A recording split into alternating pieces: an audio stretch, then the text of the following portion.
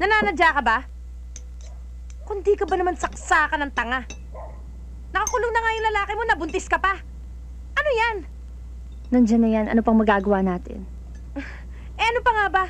Ginawa mo na yung dapat mong gawin, di ba? Paninindigan naman ni Joven eh. Paano na paninindigan? Nandun siya sa bilangguan at nagbibilan ng res ang tatay na tumutubo sa tiyan mo. Sige, kain! Gaga!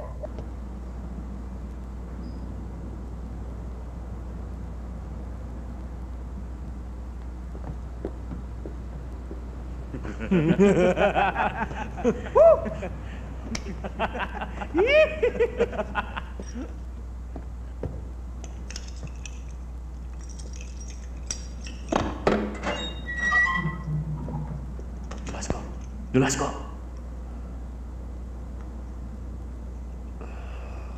Bakit ho?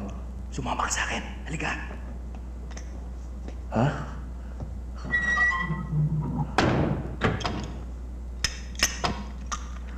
Bilisan mo. Huwag kang mag-alala. Darating yun. Kayang-kaya ni Tata yun. Oo nga, parang natatakot maulitan, pare. Alam mo yung mga ganun ang tipo natin, di ba? Sige! Oh, ito pala eh. Upo ka dyan! Oh. Teka muna, huwag masyadong anuhin. Relax ka lang, pare. Tagay, Tata! Ikaw na nga inaalok. Maarte ka pa. Eh, ba talaga yung inaalagaan, di ba, pare? Kayo naman, pare. Eh, alaga ko to, mga pare. Akin to!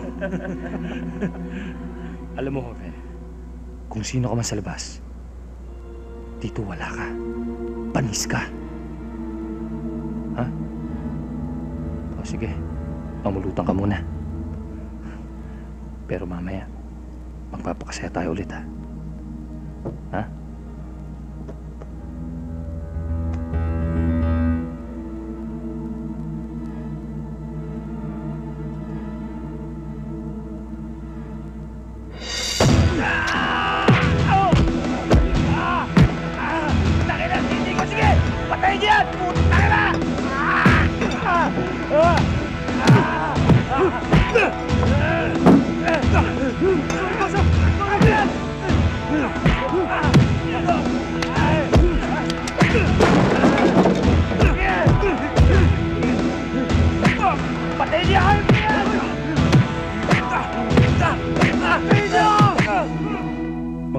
Mga Dor.